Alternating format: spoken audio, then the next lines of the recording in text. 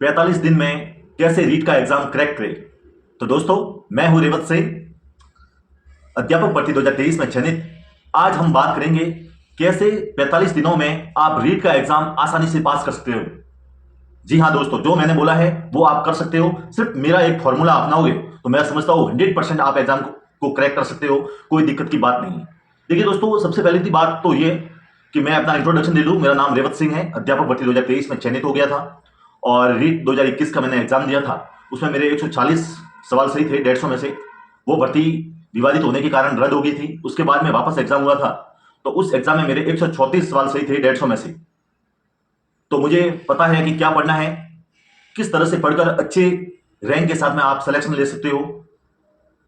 तो शुरुआत करते हैं बिना देरी के। अगर वीडियो अच्छा लगे तो लाइक जरूर करें, दोस्तों के साथ में शेयर करें, सब्सक्राइब करें। जो भी नए मेहमान जुड़े हैं मेरे से, वो डिस्क्रिप्शन में लिंक दी हुई है टेलीग्राम की, उससे भी जुड़ जाए ताकि समय समय पर अपडेट मिलती रहे।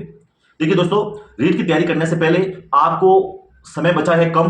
अब आपको बड़ी बड़ी किताबें, बहुत सारा ढेर आपके घर पर होगा। मैं समझता हूँ कोचिंग के नोट्स वगैरह बहुत सारी, एक ही सब्जेक्ट के 3-3 4-4 गाइडें किताबें वगैरह बहुत सारी, लेकिन उन सबको आपको अब इग्नोर करना है। मैं जो बोल रहा हूं, अगर उस तरीके से आप काम करते हो तो आपका सिलेक्शन, या आप पहले ही अटेम्प्ट में रीट का एग्जाम क्रैक कर दोगे।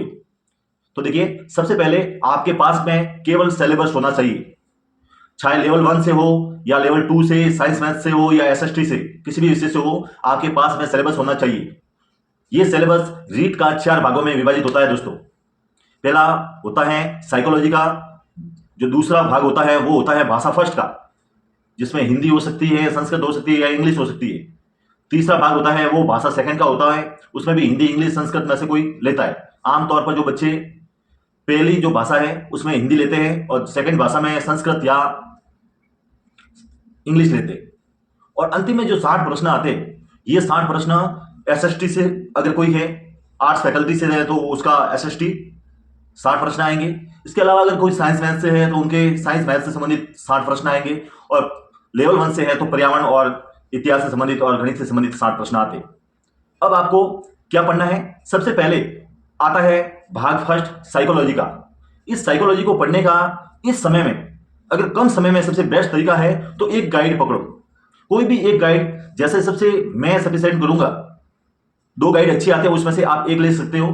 पहली है फर्स्ट रैंक पब्लिकेशन की, दूसरी है वंदना जादव की प्रभात। इन दोनों में से एक ही पकड़ो और उसको बार बार, इस कम समय में बार बार उसको ही पढ़ो।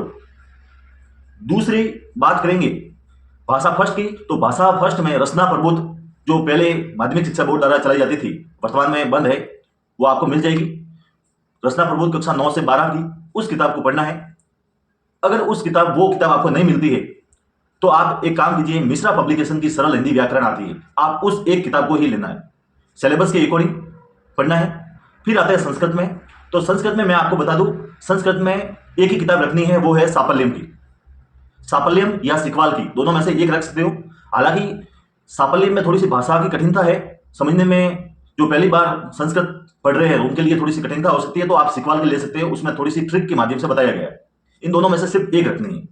और फिर उसके बाद में साइंस मैथ से या आर्ट्स में जो एसएसटी के क्वेश्चंस है उससे, तो उनके लिए कोई गाइड नहीं रखनी है। उनके लिए सबसे बेस्ट रणनीति है, जो वर्तमान में एनसीईआरटी की पुस्तकें चल रही है, इसी में से प्रश्न आएंगे।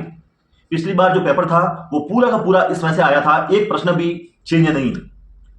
थोड़ा सा पॉलिटिकल से संबंधित है, वो तथ्य थोड़े से कम दिए हुए होते हैं, उससे थोड़ा सा अलग बाहर से ले लेते हैं। बाकी जितनी भी, जैसे ज्योग्राफी होगी, आर्ट्स फैकल्टी की पहले बात करें, ज्योग्राफी और इतिहास से संबंधित जितने भी प्रश्न आते हैं, या राजस्थान जीके से संबंधित, ये वर्तमान में संचालित पुस्तकों में से ही आते हैं। आप डेमो के लिए जो प्रीवियस ईयर के पेपर लेके आप देख सकते हो, जो भी प्रश्न आए हैं इसी में से आए हैं। तो आप चाहे साइंस मैथ से हो, साइंस से संबंधित हो, या जो गणित से संबंधित प्रश्न वगैरह है, तो ये भी किस में से आते हैं? इसी में से आते हैं। जो वर्तमान में किताबें चल रही है उसके लिए कोई गाइड लाने की आवश्यकता नहीं। अब उनके आते हैं 60 प्रश्न। अब 60 प्रश्नों में अब 10 प्रश्न ऐसे आते हैं जो टीचिंग मेथड से संबंधित है।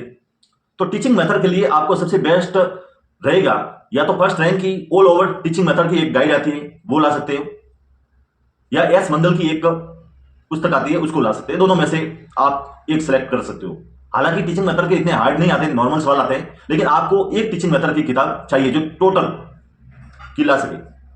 अब देखते हैं पढ़ने का तरीका।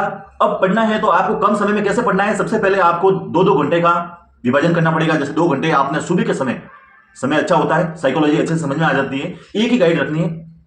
तो इन 45 दिनों में बार बार पढ़ो, उसको ही पढ़ो। एक एक पेज नंबर आपको याद होना चाहिए कि उस पेज नंबर पे क्या लिखा है।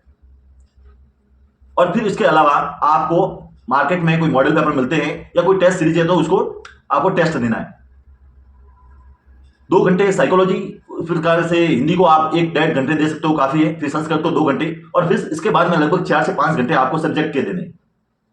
सब्जेक्ट को आपको केवल एनसीईआरटी की किताबों से ही तैयार करना है। रीट के एग्जाम में, मेंस की बात नहीं कर रहा हूं, मेंस के लिए अलग से वीडियो आ जाएगा, लेकिन रीट के एग्जाम में आपको केवल वर्तमान में संचालित पुस्तकों को ही ध्यान देना है, क्योंकि जो भी सवाल आएगा इसी में से आएगा। जो भी नए अभ्यर्थी है, और मैंने जो मेरे नोट्स बनाए हुए है, क्लास डाली हुई है इसके यूट्यूब में, प्ले लिस्ट में आप जाके देख सकते हो, तो उसमें पूरे का पूरा मैंने एनसीईआरटी बेस पे ही बनाया है, और पिछली बार का पेपर था वो भी मेरे नोट्स वगैरह इसमें है, तो आप देख सकते हो, अच्छा लगेगा आपको। मुझे लगता है बहुत ही बेहतर क्लास आपके लिए रहेगी। आप ये पढ़कर बहुत अच्छे नंबर के साथ में पास हो सकते हो। तो कैसा लगा वीडियो? अगर वीडियो अच्छा लगा हो तो लाइक जरूर करें। और दोस्तों मैं आपको बता दूं, कोई भी आपका प्रश्न है कमेंट के माध्यम से जरूर दें, मैं कोशिश करूंगा कि आपके प्रश्न का उत्तर दे सकूं। मिलते हैं एक नई बेहतरीन क्लास के साथ में, तब तक के लिए जय